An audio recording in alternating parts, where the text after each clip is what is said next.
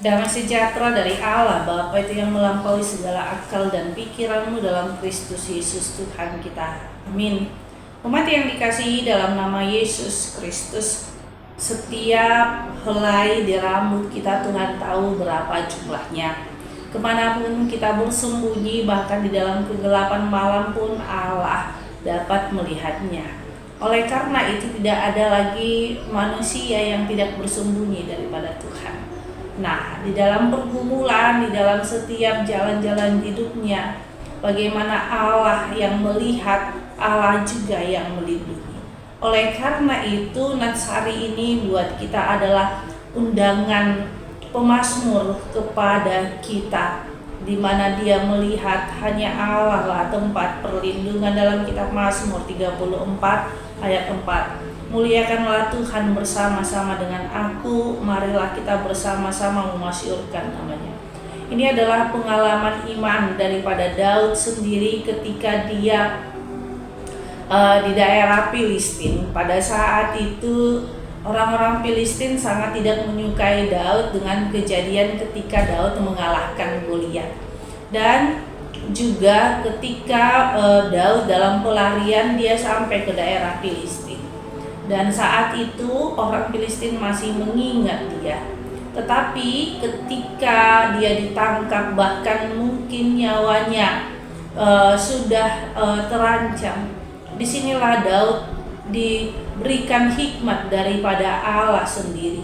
Dia berpura-pura tidak waras sehingga dia diusir oleh Abimelek, raja daripada Filistin itu sendiri. Nah, ini kita melihat bagaimana Daud bisa merasakan ide itu muncul daripada Allah. Daud merasakan bahwa dia dilindungi oleh Allah. Sehingga kita melihat bahwa Daud mau mengundang kita untuk memuliakan Tuhan. Karena apa?